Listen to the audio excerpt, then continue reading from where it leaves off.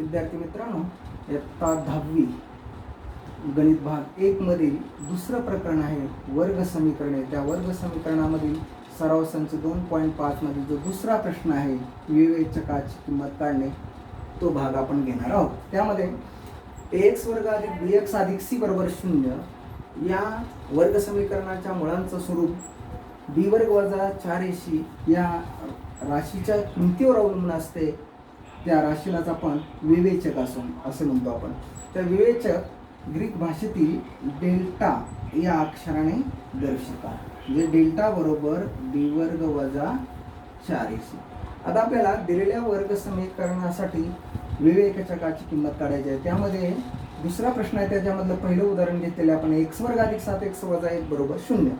तर प्रथमतः आपल्याला याच्यामध्ये x वर्ग अधिक 7x वजा 1 बरोबर 0 ची ax वर्ग अधिक bx अधिक c बरोबर 0 शी तुलना करून आपल्याला a ची किंमत काढावी लागेल, b ची किंमत काढावी लागेल आणि c ची किंमत काढावी लागेल।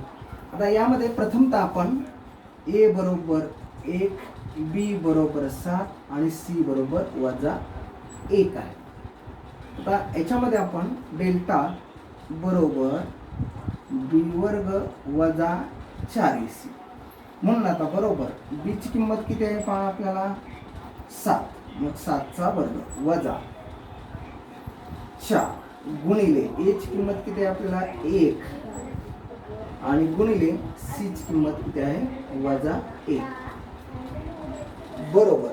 म्हणून डेल्टा बरोबर 7 चा वर्ग 49 पुन्हा वजा 4 1 4 आता वजा 4 4 1 4 आणि गुणिले कंसात वजा 1 बरोबर 49 आता वजा 4 गुणिले वजा 1 वजा वजा अधिक म्हणजे 4 म्हणजे बरोबर 49 आणि 4 53 डेल्टा बरोबर 53 म्हणून आपल्याला डेल्टाची किंमत मिळाली 53।